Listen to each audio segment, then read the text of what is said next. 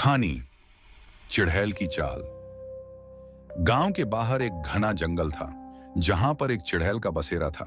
लोग कहते थे कि वह चिड़ैल बहुत चालाक और खतरनाक थी। एक दिन गांव के दो दोस्त आर्यन और साक्षी जंगल में घूमने का निर्णय लेते हैं। जैसे ही वे जंगल में प्रवेश करते हैं उन्हें वहां की अजीब आवाजें सुनाई देती हैं। थोड़ी ही देर में उन्हें एक पुरानी झोपड़ी दिखाई देती है। क्यूरियोस वे झोपड़ी के पास जाते हैं। अचानक झोपड़ी से एक चिड़ैल बाहर आती है जिसकी आंखें चमक रही थीं और हंसने की आवाज सुनाई देती थी। चिड़ैल ने कहा, तुम दोनों कितने बहादुर हो जो मेरे घर के पास आए। मैं तुमसे एक खेल खेलना चाहती हूँ। अगर तुम जीत गए तो मैं तुम्हें कुछ जादुई शक्तियां दूंगी, लेकिन अगर हार गए तो तुम हमेशा के लिए मेरी गुलामी करोगे। आर्यन और साक्षी ने एक दूसरे को देखा और समझ गए कि यह एक खतरनाक प्रस्ताव था, लेकिन उनकी जिज्ञासा ने उन्हें चुनौती स्वीकार करने के लिए प्रेरित किया। चिड़ैल ने एक पहेली पूछी, मैं एक ऐसा जीव हूं जो पानी में रहता है लेकिन कभी तैरता नहीं।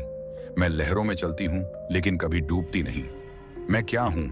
दोनों दोस्त सोचने लगे। साक्षी ने कहा, यह तो बहुत आसान है, यह एक मछली है। लेकिन आर्यन ने उसे रोका और कहा, नहीं, यह पानी में तैरता है।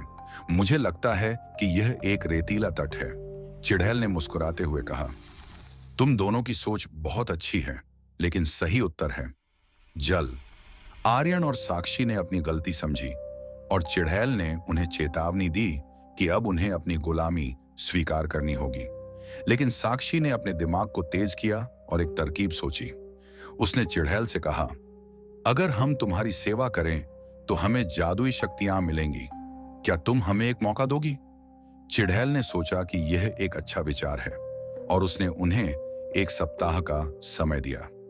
आर्यन और साक्षी ने उस समय का उपयोग करके चिड़ैल की कमजोरियों को समझा और एक योजना बनाई।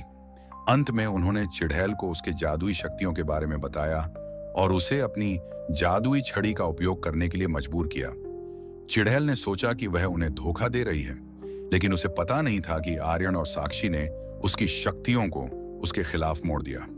वो दोनों दोस्त चिड़ैल को जंगल से बाहर निकालने में सफल हो गए। अब गांव में कोई भी चिड़ैल की बातें नहीं करता था और आर्यन और साक्षी ने अपनी चतुराई और एकता से गांव को सुरक्षित रखा। इस तरह एक खतरनाक चिड़ैल की चालाकी को समझकर दो दोस्तों ने अपनी बुद्धिमानी से उसे पराजित किया और गांव में एक नई कहानी बना दी।